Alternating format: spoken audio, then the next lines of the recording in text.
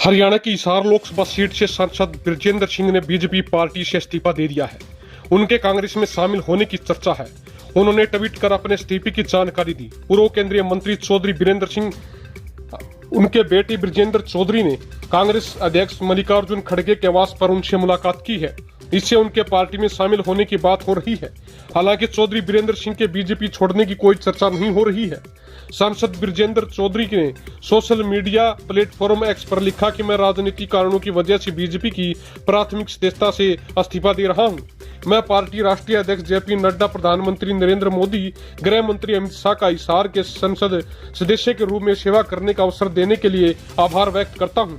उनके कई दिनों से बीजेपी से इस्तीफा देने की चर्चा चल रही थी। रविवार 10 मार्च को आखिरकार उन्होंने पार्टी से इस्तीफा दे दिया है।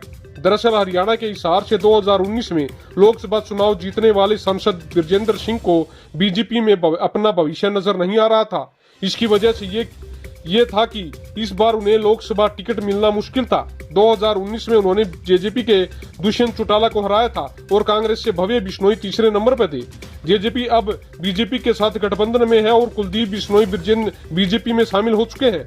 जाहिर है कि बृजेंद्र सिंह का टिकट कटना तय था, इसलिए अब वह कांग्रेस में घर वापसी कर सकते हैं। हरियाणा में लोकसभा चुनाव की 10 सीटें हैं और बीजेपी ने यहां सभी सीटों पर जीत हासिल की थी। बीजेपी को राज्य में 58% वोट मिले थे। कांग्रेस को भले ही 28% वोट मिले थे, लेकिन वह चुनाव में एक सीट भी जीतने में सफल नहीं हो पाई। बीजेपी ने इस बार 400 सीट जीतने का लक्ष्य रखा है। ऐसे में चुनाव से ठीक पहले सांसद का इस्तीफा उसके लिए कितना बड़ा झटका है।